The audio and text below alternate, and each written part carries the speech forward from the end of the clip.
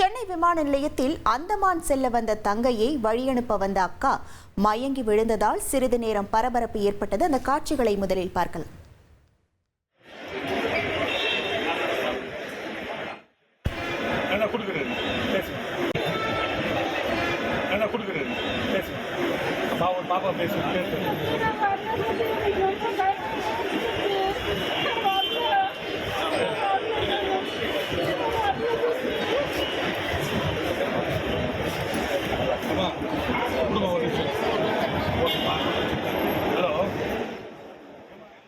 கூடுதல் விவரங்களோடு இணைகிறார் நமது செய்தியாளர் கசாலி. வணக்கம் கசாலி. தற்போது அந்த பெண்ணின் உடல்நிலை எவ்வாறாக இருக்கிறது? அங்கு இருக்கக்கூடிய கள நிலவரங்கள் என்ன?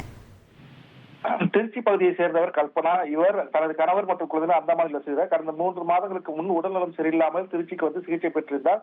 சிகிச்சை முடித்த பின்பு இன்று அந்தமான் செல்வதற்காக சென்னை விமானத்தில் இவரை வலுவனுப்பதற்காக அவரது அக்கா மலர் வந்திருந்தார்.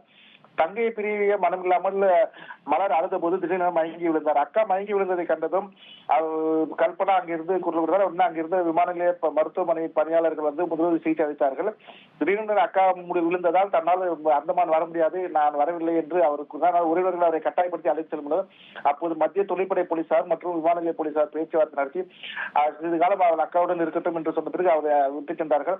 இதையடுத்து இப்ப அக்காவும் தங்கையும் தற்போது சென்னையிலிருந்து திருச்சிக்கு செல்வதற்கான ஏற்பாடுகளை போலீசார் செய்து வருகிறார்கள். இந்த அக்கா தங்கை பாச போராட்டம் சென்னை விமானத்தில் சற்று நேரம் பரபரப்பை ஏற்படுத்தியது. உங்கள் விவரங்களுக்கு நன்றி கசாலி.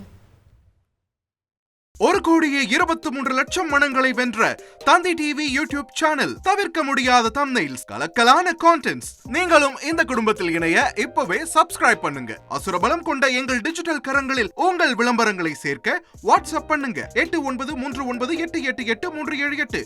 Email advtthanditv@dttv.in.